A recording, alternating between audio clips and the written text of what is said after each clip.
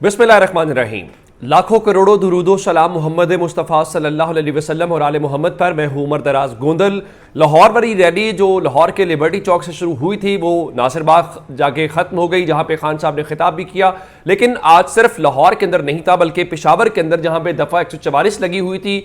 दफ़ा 144 और बारिश होने के बावजूद पेशावर के अंदर एक शानदार रैली थी, क्योंकि सिर्फ लाहौर की बात नहीं है, उससे हट के पिंडी इस्लामाबाद के अंदर, पिंडी के अंदर भी दफा 144 लगा दी गई थी। और चले इस्लामाबाद के अंदर तो वफाकी हुकूमत ने लगाई, पिंडी के अंदर ज़ाहिर है पंजाब हुकूमत लगाती है, उसके बावजूद पिंडी के अंदर भी निकली। लेकिन उससे खास बात यह है कि कराची के अंदर आज एक बड़ी जो इज्तिमा हमें देखने को मिला वो इज्तिमा मरदमशुमारी से मुतल्लिक था। तो आज का दिन मजमूई तौर पर पाकिस्तान तहरीक इंसाफ का मजमूई तौर पर पूरे मुल्क के अंदर रहा। लेकिन खास बात ज़ाहिर लाहौर की है। लाहौर एक बड़ा महाज है और जिसको तहरीक इंसाफ बड़ी कामयाबी के साथ न सिर्फ फतह कर चुकी है बल्कि अपने नाम कर चुकी है। जिस वक्त चाहे, जहां चाहे, जब चाहे वो अवाम निकालते हैं बाहर और हजारों की तादाद में लोग होते हैं पूरे रोड्स के ऊपर। आज लाहौर शहर के अंदर एक ही चीज थी और वो पाकिस्तान तहरीक इंसाफ के चेयरमैन और उनके चाहने वाले थे। अब इसका मकसद क्या था इस रैली का? क्या वो मकसद हासिल हो गया? तो मैं आपको बताना ये चाहता हूं कि बड़ी खबर जो आई है, इमरान खान जब आज नासिर बाग पहुंचे तो उन्होंने सबसे पहली बात यही की। उनका देखें बड़ी जो बदकिस्मती वाली बात है वो ये है कि मैं आप लोगों से बाहर निकल के बात नहीं कर पा रहा, मुझे इसका अफसोस है। और उन्होंने इसकी वजह बताई। उन्होंने वजह ये बताई कि जनरल बाजवा ने जो जराइम पेशा अफराद इस मुल्क के ऊपर मुसल्लत किए हुए हैं उनकी वजह से वो ये काम नहीं कर पा रहे। और इमरान खान ने दो टोक अंदाज के अंदर ये बता दिया है कि अगर ये समझते हैं कि ये 14 मई को असम्बलियां तहलील नहीं करेंगे और इस मुल्क के अंदर इलेक्शंस भी नहीं होंगे, तो उन्होंने कहा कि मैं बता देना चाहता हूं कि अगर हुकूमत ने 14 मई तक असम्बली तहलील ना की तो ये किसी भूल के अंदर ना रहें। जिसका मतलब बहुत वाजे है। वो कह रहे हैं कि अगर तो हुकूमत असम्बली तोड़ दे तो हम एक दिन इंतखाबात के लिए तैयार हैं, लेकिन अगर ये कहे कि हम सुप्रीम कोर्ट का हुक्म भी नहीं मानेंगे, हम इलेक्शंस भी नहीं करवाएंगे, हम असम्बलियां भी तहलील नहीं करेंगे, तो उन्होंने कहा कि ये इनकी गलत फहमी है और हुकूमत किसी गलत फहमी के अंदर ना रहे। आइन के मुताबिक 90 रोज में इंतखाबात होने हैं और तहरीक इंसाफ चीफ जस्टिस के साथ खड़ी है। अगर सुप्रीम कोर्ट के अहकामात न माने तो कौम सड़क के ऊपर निकल आएगी। आइन तोड़ा गया और सुप्रीम कोर्ट का हुक्म नहीं माना गया तो फिर हम सड़कों के ऊपर निकलेंगे। और उन्होंने कहा कि अब इस किस्म की सारी बातें ये अपने जहन से निकाल दें कि ये अपनी मर्जी करेंगे और इस तरह से ये जजेस को या आइन के मुतालिक जो इनकी मर्जी या मंशा है तो इनको किसी किस्म की पूछगछ नहीं होगी। और उन्होंने कहा कि जो निगरान हुकूमत है, चूंकि इसने इलेक्शन के लिए एक काम नहीं किया, इनका कोई अब इनकी आईनी पोजीशन नहीं है। उसके अलावा इमरान खान ने कहा कि ये इलेक्शन सिर्फ दो वजूहात की वजह से नहीं करवा रहे। उसकी वजह क्या? एक वजह यह है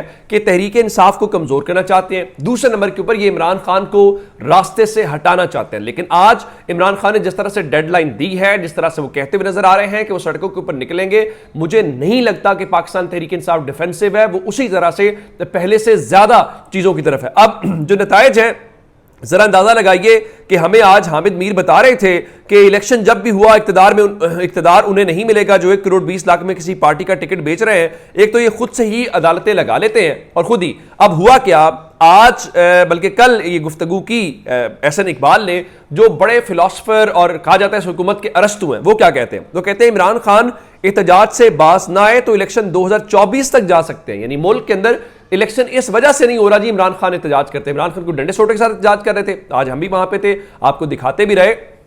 पुरअमन एहतजाज था, एक पॉलिटिकल मूवमेंट थी जिस तरह से होती है, हर पार्टी का वो हक है। तो क्या इस वजह से इलेक्शन नहीं होंगे?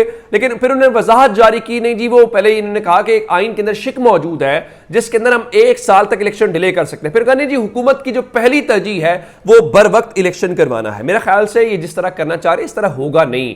इमरान खान का आपने क्राउड आज भी देख लिया, पेशावर में आप निकाल के देख लीजिए, वहां पे परवेज खटक यही कह रहे थे कि जब भी इलेक्शन हुआ आपका सफाया हो जाएगा। और कल शेख रशीद ने बड़े खूबसूरत अल्फाज के अंदर समराइज के सूरत हाल को, वो कह रहे थे कि ये जो इलेक्शन है 2023 का, ये इलेक्शन इमरान खान का इलेक्शन है। आप जब करवाएं, जैसे करवाएं, इस इलेक्शन को आप इमरान खान से दूर नहीं कर सकते। अब एहसन इकबाल है, ख्वाजा आसिफ कल कह रहे थे जी तहरीक इंसाफ एहतजाज करे ताकि ये मुज़ाकरात खत्म हुआ और उन्होंने कहा हम अतमाम हुज्जत कर रहे हैं, जिसके ऊपर आज शाह महमूद कुरैशी ने कहा कि ख्वाजा आसिफ और एहसन इकबाल मुज़ाकरात के अंदर रुकावट पैदा कर रहे हैं। और आज चूंकि पिंडी के अंदर शाह महमूद कुरैशी लीड कर रहे थे और उन्होंने बताया, उनका देख लें, आप फैसला कर लें कि आपने करना क्या। अब फवाद चौधरी जो है उन्होंने बहुत वाज़ेह अंदाज में बताया कि हमने बुनियादी तौर पे इनको ट्रैप किया है, और इमरान खान ने कहा कि मुज़ाकरात जारी रखें।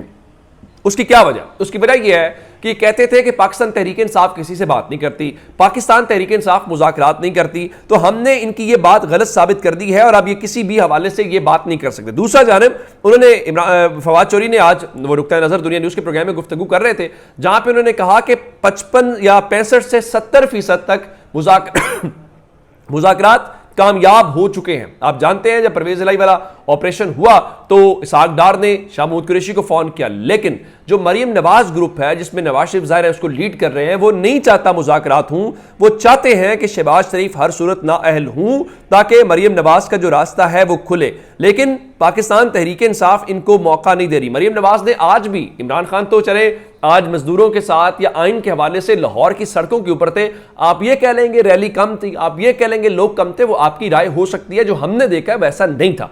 लेकिन मरियम नवाज ने आज मॉडल टाउन के उस हॉल के अंदर कितने के लोग आ जाएंगे, वहां 1000 लोग आ गया होगा, 1500 लोग आ गए। अगर हुकूमत के पार्टी की चीफ ऑर्गेनाइजर, सीनियर नायब सदर, अगर वो किसी मैरिज हॉल, कभी मार्की और बंद हॉलों के अंदर करेंगे, तो फिर आप मान लीजिए कि आप लाहौर शहर भी आपके हाथ से रेत की तरफ फिसल चुका है, जो आप कहते थे हमारा गढ़ है। इमरान खान ने आज बताया लाहौर किसका है। वो क्या फरमा रही थी? वो कह रही थी जी पार्लियामेंट अपना फैसला मनवा कर रहेगी और नवाज शरीफ की क़यादत में तरक्की का सफर दोबारा शुरू होगा। ये आपने ही इस मुल्क के अंदर हुकूमत की है या पीपल्स पार्टी ने की? आज पीपल्स पार्टी वाले कह रहे थे जी हम दोबारा आके मजदूरों के हाथ मजबूत करेंगे, तो मैंने कहा आप ही हुकूमत के अंदर हैं, जरदारी साहब आपका बेटा ही इस हुकूमत के अंदर, आवाम को उल्लू ना बनाए। मरियम नवाज ये कह के कि हमारी हुकूमत नहीं है, हमें लोगों को उल्लू नहीं बना सकती, यही बात जरदारी नहीं करके बेवकूफ नहीं बना सकते। ये हुकूमत के अंदर है, पिछले 1 साल से है, इनके पास कुछ नहीं है, ये डिलीवर नहीं कर रहे। आप आम आदमी खुद देख पा रहा है कि उसकी वो मार्केट में जाता है 1000 रुपया लेके, उसके साथ क्या हाल होता है। अब वो उन्होंने कहा जी इमरान खान ने अपनी असम्बलियां तोड़ी, अब कहते हैं असम्बलियां बहाल करें। तो ये क्या ये मुल्क आपके बाप का है? मरियम नवाज इस किस्म के अल्फाज इस्तेमाल करी थी। अब मैं सुप्रीम कोर्ट से आपको 2 खबरें देना चाहता हूं। एक तो असम्बली बहाली की दरखास्त दी गई थी, सुप्रीम कोर्ट ने उसके ऊपर जो एतराज है वो लगा दिया और उन्होंने कहा कि इसका जो रेलिवेंट फॉरम है यानी हाई कोर्ट है, आप उसके होते हुए आपने उससे रुजू नहीं किया और बराह रास्त सुप्रीम कोर्ट से आपने रुजू किया है, तो ये मुनासिब नहीं है। पहली बात यह। दूसरे नंबर के ऊपर चल के जस्टिस काजी फायज ईसा साहब ने चीफ जस्टिस बनना है, हम सबको पता है, ये 2-4 महीनों की बात है, लेकिन जस्टिस काजी फायज ईसा साहब जो है वो पता नहीं बेचारे खबरों में रहना चाहते हैं, पता नहीं वो क्या कहना चाहते हैं। आप जानते हैं कि जब भी सुप्रीम कोर्ट के अंदर तैनातियां होनी होती हैं तो जो उनके 9 मेंबर्स हैं जुडिशल कमीशन के, उनको जो प्रपोजल आता है वो चीफ जस्टिस की तरफ से आता है कि किस जज को सुप्रीम कोर्ट का आप जज बनाना चाहिए। लेकिन आज चूंकि आप सुप्रीम कोर्ट के अंदर 15 जजेस हैं, 2 जजेस की मजीद तैनातियां होनी है। हालांकि वो सीनियर जस्टिस होने के बावजूद ये उनका राइट नहीं है, ये चीफ जस्टिस ही करता है। लेकिन जाहिर है काजी फायज ईसा साहब जब तक खबरों में ना आए, जब तक वो कुछ ऐसा ना करें जिसके ऊपर एक मखसूस ग्रुप, जरा काजी फायज साहब यूं आप देखेंगे जियो के प्रोग्राम बाकी हर जगह पे क्या होता है, तो उन्होंने 2 जजेस की तकरीरी के ऊपर चीफ जस्टिस समेत जो जुडिशल कमीशन के अरकान है उनको खत लिखा है और 2 जजेस के बाकायदा नाम भी दे दिए हैं, जिसमें सिंध हाई कोर्ट के चीफ जस्टिस अहमद अली शेख हैं और पेशावर हाई कोर्ट की जो खातून चीफ जस्टिस अभी चंद रोज पहले ही बनी है मुसरत हिलाली साहिबा, उनकी तकरीरी की सिफारिश जो है वो कहते हैं कि वो कर दी है अब सीनियर जस्टिस होने के बावजूद। लेकिन कोई बात नहीं है, ये जो कुछ जस्टिस काजी फायज ईसा साहब कर रहे हैं, उनके बाद जस्टिस इजाजुल एहसन साहब ने सीनियर जज होना है। उम्मीद है उस वक्त वो इन चीज़ों को माइंड नहीं करेंगे जो बुनियादें में खुद रख रहे हैं। अपना बहुत सा ख्याल रखिएगा। खुदा हाफिज।